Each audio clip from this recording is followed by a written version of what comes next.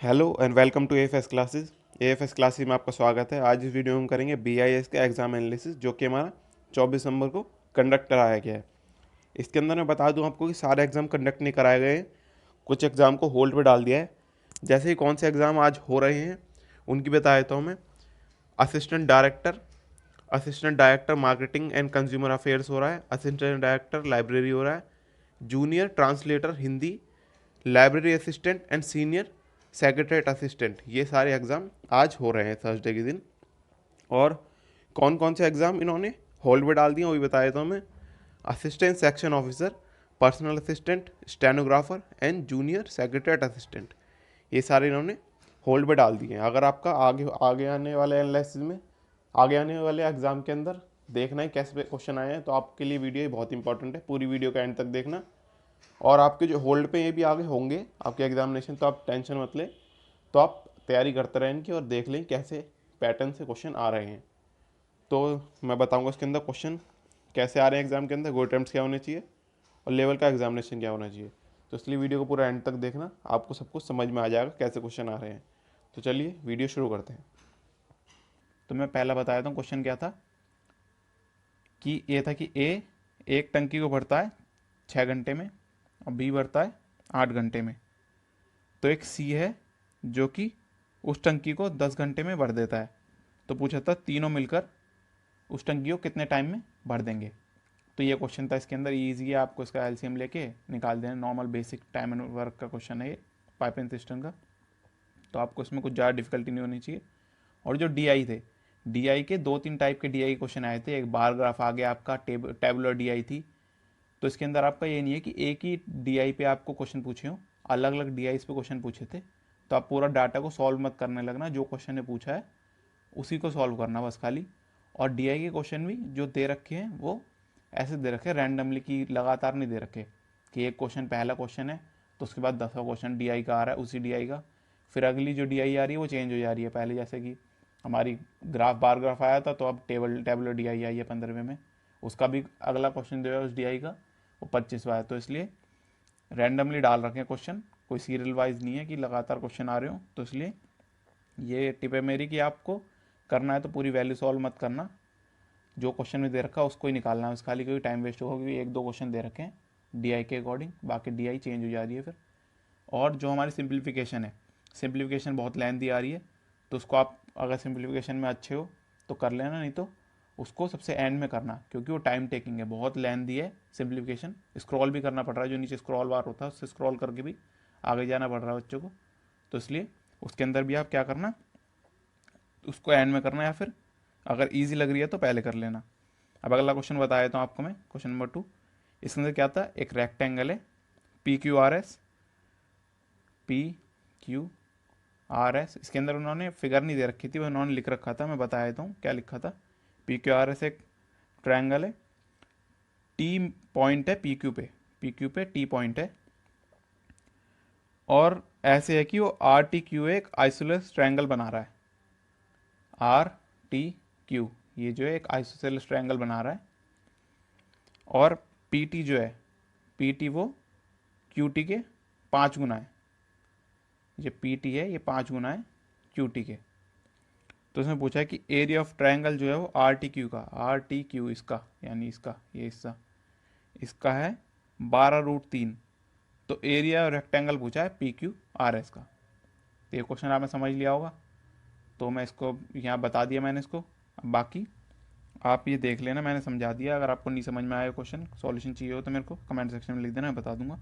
बाकी अगला क्वेश्चन है कि एक पर्सन 30 किलोमीटर डिस्टेंस ट्रैवल करता है, 30 किलोमीटर।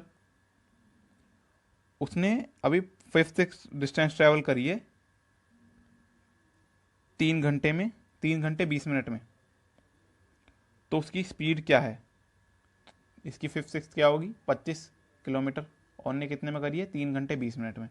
तो आप इसको टाइम को मिनट में घंटे में कन्वर्ट करके, मतलब 3.2 को पॉइंट में कन्वर्ट करके 3 आवर 20 मिनट्स को इसको सॉल्व कर सकते हो, किलोमीटर पर आवर में आप निकाल सकते हो स्पीड इसकी। तो इसके अंदर कुछ था नहीं खास। बाकी अगला बताया तो मैं डीआई में इसके अंदर डिस्कस नहीं करूँगा, कि डीआई 2-3 थी तो याद भी नहीं थी बच्चों को एग्जैक्टली, बस बार ग्राफ आया और टेबलर आया, आपको ये ध्यान रखना है इसके अंदर। मैं अगला बता देता हूँ कि कोई आदमी था, नाम तो ध्यान नहीं उसका, उनने इन्वेस्ट करा है 1/4 अपना 5% पर एनम पे, और 2 साल के लिए करा है उनने, 2 साल के लिए, 2 ईयर्स के लिए। और उसने 2/5, जो बाकी बचा है उसका 2/5 उसने करा है 6% पर एनम पे, वो भी 2 साल के लिए। और जो बाकी रेस्ट बचा है उसने 10% पर एनम पे करा है, वो भी 2 साल के लिए। तो उसका जो टोटल इंटरेस्ट रेट है वो 1674 है, 1674, 2 साल के अंदर जो ओवरऑल आया मिला उसको।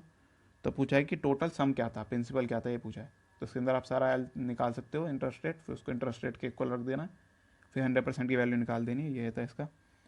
बाकी अगला बताया तो कि 10% डिस्काउंट देने पे, मार्क प्राइस पे 10% डिस्काउंट देने पे एक डीलर को 5% प्रॉफिट हो रहा है। मतलब मार्क प्राइस पे 10% डिस्काउंट देने पे प्रॉफिट कितना हो रहा है, 5%। तो मार्क प्राइस बताना है अगर कॉस्ट प्राइस जो है वो 300 है। तो ये भी इजी क्वेश्चन है, इसको भी आप कर सकते हो। जो MP/CP का जो फॉर्मूला होता है उसका, discount 100 minus discount 100 plus profit, उससे आप निकाल सकते हो इसको। और अगला क्वेश्चन बता देता हूँ आपको मैं। इसके अंदर ये दे रखा था इन्होंने कि ABC है, पार्टनरशिप का क्वेश्चन है। A, B और C तीन है, ये पार्टनरशिप करते हैं। इनका कैपिटल किस रेशियो में, 3:4, 3:5 और 5:6 में। और इनका फिर टाइम दे रखा है कि ये 4 साल के लिए कर रहा है, ये 5 साल के लिए, ये 6 साल के लिए। और फिर इनका ओवरऑल एंड में दे रखा था 5,800 कुछ दे रखा है, 5,840 शायद ओवरऑल प्रॉफिट हुआ है। तो पूछा था ए का कितना प्रॉफिट है इसके अंदर, ए का शेयर कितना है। तो ये भी इजी क्वेश्चन था, कुछ इसके अंदर खास नहीं था। बाकी सिंप्लीफिकेशन बहुत लंबी थी, प्लस करके पूछ रखा था, चार्ट बताए थे एक बार में कैसी थी सिंप्लीफिकेशन भी थोड़ी।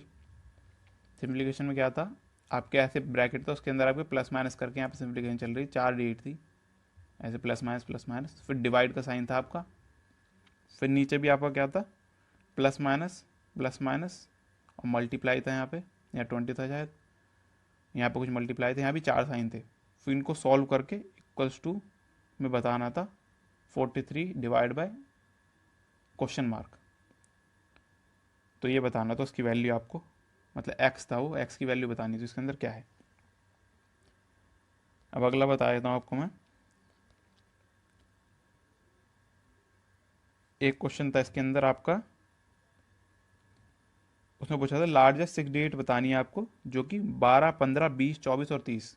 लार्जेस्ट 6 डिजिट नंबर बताना है आपको जो कि 12, 15, 20, 24 और 30 से डिवाइड होता हो, तो वो कौन सा होगा। तो अभी आप कर सकते हो, इन सब का एलसीएम लेके लार्जेस्ट डिजिट से डिवाइड कर देना है, और फिर जो आएगा रिमाइंडर उसको माइनस कर देना लार्जेस्ट 6 डिजिट में से, वही आपका आंसर होगा। और एक डिविजिबिलिटी पे एक और था, ऐसे रखा था 3, 7, 8, शायद ये कुछ चेंज हो सकता है इसके अंदर, X, Y, Z ये वैल्यू चेंज हो सकती है, इसलिए ये पक्का नहीं है। इसने पूछा था 7, 11 और 13 से डिविजिबल है पूरी वैल्यू। तो पूछा था इसके अंदर ऐसी X+Z-X, ये पूछा था। तो इसके अंदर निकाल लोगे, 378 है तो ये भी 378 होगा। 7, 11, 13 में यही होता है, रिपीट होती है 3 3 वैल्यू। तो ये भी इजी क्वेश्चन था। आगे बता देता हूँ मैं। इसके अंदर कुछ ऐसा पूछा था, परसेंटेज से रिलेटिव भी सिम्प्लीफिकेशन जैसे क्वेश्चन था कि 6% ऑफ 0.66, 0.66 ऑफ 6 डिवाइड बाय 0.6, इसका पूछा था आंसर। तो ये आपको बताना था, ये भी इजी सा क्वेश्चन था सिंप्लीफिकेशन का। बाकी आपको बता देता हूँ आगे में क्वेश्चन। एक था, एक आर्टिकल को बेचा है 98,000 कुछ था वैल्यू, उस पर 3 कंजिक्यूटिव उन्होंने डिस्काउंट लगाए हैं, एक 5%, फिर 10% और फिर 15%। तो अब उसका डिस्काउंटेड प्राइस जो है वो क्या होगा, ये पूछा था इसके अंदर। ये भी इजी सा क्वेश्चन था। और इसके अंदर दे रखा था उन्होंने ट्रिग्नोमेट्री का, बताऊं तो आपको मैं ट्रिग्नोमेट्री क्वेश्चन बताया, साइन ब्रैकेट में 2 थीटा प्लस 5 थीटा, मतलब 7 थीटा ही हो गया ये, कॉस थीटा प्लस 16। तो थीटा की वैल्यू पूछी थी इसके अंदर, आप वैल्यू पुटिंग से भी निकाल सकते हो इसको, ज़्यादा मुश्किल नहीं है। और बाकी एक टाइम एंड वर्क पे और बता देता हूँ आपको क्वेश्चन में। इसके अंदर क्या था कि 5 लोग एक काम को 18 दिन में करते हैं, 5 मैन, और 7 घंटे काम करते हैं वो दिन में। तो ये बोला था कि 7 मैन उसी काम को 6 घंटे पर डे काम करें तो कितना दिन लग जाएंगे। तो ये भी इजी क्वेश्चन था टाइम एंड वर्क का।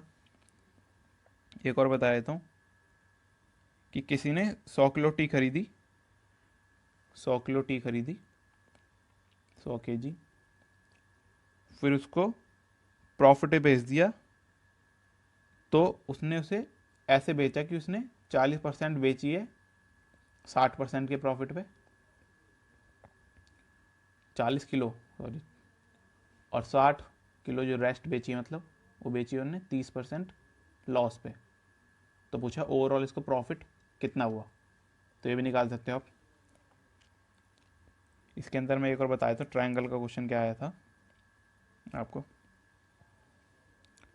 ट्रायंगल के अंदर क्या आया था आपका, बी ए सी है, ए बी सी जो आपका एक ट्रायंगल है, उसमें बी ए सी की वैल्यू दे रखी थी 90, मतलब ये बी ए सी, ये बी ए सी, ये 90 है, तो इसको हम 90 मान लीजिए, right angle triangle.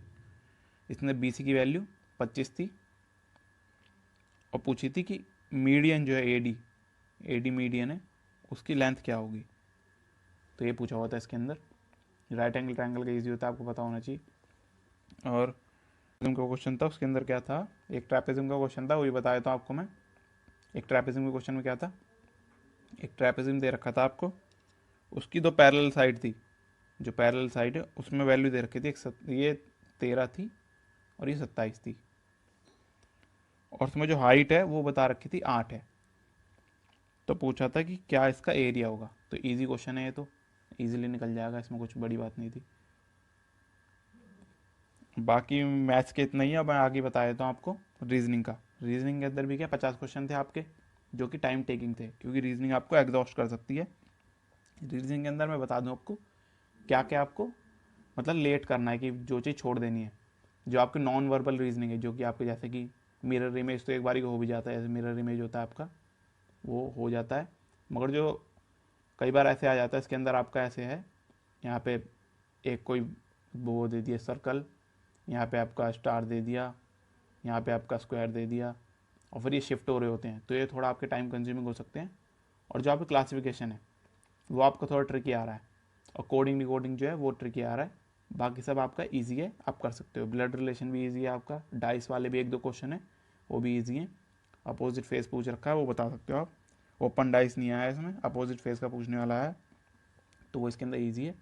Overall reasoning easy लगी मुझे as compare to math. Math में ईजी क्वेश्चन मैंने सारे डिस्कस कर लिए हैं, मुश्किल क्वेश्चन बच्चों को याद नहीं रहते, लेंथी थे, तो बाकी ये क्वेश्चन आएंगे। और मैं इंग्लिश का बता दूं आपको, इंग्लिश के अंदर शुरुआत में क्या मिला है बच्चों को देखने को, वैसे चेंज होता है ऑर्डर तो, मगर क्या मिला है, एक कॉम्प्रिहेंशन मिला है। कॉम्प्रिहेंशन मतलब क्लोज टेस्ट एक तरीके से, उसके अंदर क्या दे रखे हैं कि एक पैराग्राफ के अंदर ही फिल इन द ब्लैंक्स दे रखे हैं, फिर 2 है, फिर ऐसे 3 है, फिर 4 है, 5 ब्लैंक दे रखे हैं, उन ब्लैंक को फिल करना है सूटेबल वर्ड के साथ। तो ये था इसके अंदर। और एक पैसेज था, पैसेज था अराउंड आपका 150 से 200 वर्ड का लंबा पैसेज था, तो उसको बाद में करिए अगर आप पे टाइम हो तो, क्योंकि टाइम कंज्यूमिंग था, वो ले जाएगा आपके 10 मिनट तो इसलिए आपकी रीडिंग स्लो है तो 10 मिनट ले जाएगा, इसलिए आप उसको बाद में करने की सोचना। उसके 5 क्वेश्चन थे, तो 5 क्वेश्चन आप बाद में भी कर सकते हो, तो उसको स्किप कर सकते हो। बाकी एंटोनिम्स सिनोनिम्स प्रीवियस ईयर के भी रिपीट हुए थे, और बाकी चीज़ें जो थी, एरर डिटेक्शन था आपका, इजी लेवल था, कोई नया कॉन्सेप्ट नहीं आया किसी कुछ भी इंग्लिश में, तो बताने की ज़रूरत नहीं है मेरे को, प्रीवियस ईयर बेस्ड था पूरा। बाकी हम बात कर लेते हैं जनरल नॉलेज की। इसके अंदर जो 50 क्वेश्चन थे, 50 क्वेश्चन में से अराउंड 15 से 15 क्वेश्चन होंगे, 15 से 20 क्वेश्चन जो कि करंट अफेयर से रिलेटेड थे। करंट अफेयर नहीं थी वो, करंट अफेयर से रिलेटेड थे। अब उन्हें हम डायरेक्ट करंट अफेयर नहीं कह सकते, क्योंकि वो करंट से रिलेटेड थे। जैसे कि राफेल नडाल है, राफेल नडाल का ये ना पूछ के कि उन्होंने कौन सा ओपन जीता है, जैसे यूएस ओपन जीता है, ये जी पूछ ले कौन से साल में उसने पहला यूएस ओपन जीता था। तो उसने ऐसे क्वेश्चन पूछ लिए जो कि आपको स्टैटिक का होता है, मगर वो करंट से रिलेटेड पर्सन है। तो ऐसे क्वेश्चन ज़्यादा थे। और जो भी करंट अफेयर से रिलेटेड क्वेश्चन थे वो थे आपके 6 से 8 मंथ पुराने। तो ये आपको 6 से 8 मंथ पुराने करके जाने हैं करंट अफेयर। और बाकी स्टैटिक में आपके हिस्ट्री से क्वेश्चन थे, पॉलिटी से क्वेश्चन थे, कॉन्स्टिट्यूशन से क्वेश्चन थे, आपके ज्योग्राफी से क्वेश्चन थे, साइंस से थे आपके 5 से 6 क्वेश्चन साइंस से, जिसके अंदर आपकी बायो थी। बायो के क्वेश्चन ज़्यादा थे आपके साइंस में as compare to physics chemistry. तो इसलिए आपको ये सब का तैयारी करके जानी है। बाकी मैंने ये सब कुछ बता दिया वीडियो के अंदर। अगर आपको वीडियो में कुछ मिस लग रहा है तो बता देना, मैं गोल्ड अटेम्प्ट और बता देता हूँ उस वीडियो के अंदर। आपके overall paper easy to moderate रहा है, क्योंकि आपकी जो जीके मॉडरेट रही है, जीके मॉडरेट थी आपकी, मैथ्स भी आपकी मॉडरेट थी, रीजनिंग कह सकते हैं हम इंग्लिश, रीजनिंग और इंग्लिश जो आपके इजी सेक्शन थे, ये दोनों इजी सेक्शन थे आपके, और बाकी सब आपका मॉडरेट था। तो overall paper easy to moderate रहा है आपका।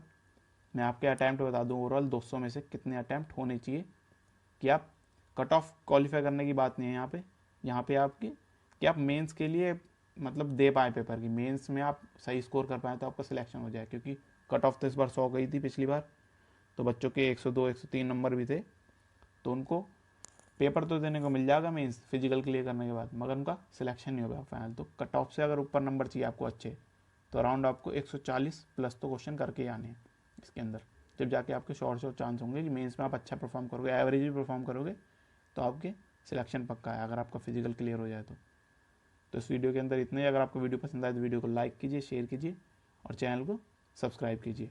और आगे आने वाले एनालिसिस भी देखने के लिए एसएससी के सीपीओ के, तो इस चैनल को सब्सक्राइब कर लीजिए। थैंक यू आपका वीडियो